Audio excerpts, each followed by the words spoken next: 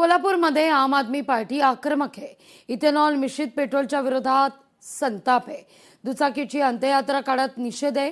केंद्र सरकारच्या विरोधात जोरदार घोषणाबाजी आहे। आढावा घेतला आपले प्रतिनिधी सतेज औंधकर यांनी। इथेनॉल मिश्रित पेट्रोलला आता विरोध होऊ लागलेला आहे। आम आदमी पार्टीच्या वतीने हा विरोध होताना पाहायला मिळतोय।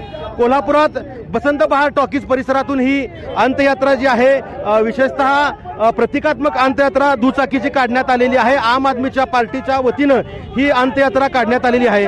खरं तर गेल्या काही दिवसांपूर्वीच नितीन गडकरी यांनी इथेनॉल मिश्रित पेट्रोल जे आहे ते बाजारात येणार असल्याचं सांगितलं गेलं होतं आणि या इथेनॉल मिश्रित पेट्रोलवरून खरं तर गाड्यांची जी अवस्था खराब होणार आहे असा जो एक तर्क आहे वितर्क आहे तो खरं तर लढवला गेलेला होता आणि याच पार्श्वभूमीवरती आम आदमी पार्टीच्या वतीनं या ठिकाणी आंदोलन केलं जात आहे। हे दृश्य पाहतोय दुचाकी गाडीला या ठिकाणी खरं तर तिरडी वरती बांधलेला आहे आणि ही तिरडी जी आहे ती आता जिल्हाधिकारी कार्यालय परिसरात हे सगळे घेऊन जाऊन एक निषेध आंदोलन या ठिकाणी व्यक्त करताना आपल्याला दिसून येत आहेत। यावेळी केंद्र सरकारच्या विरोधात जोरदार घोषणाबाजी केल्याचं देखील आपल्याला पाहायला मिळतंय।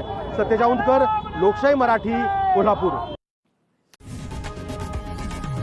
लोकशाही मराठी ऐका, पहा, जागरूक रहा।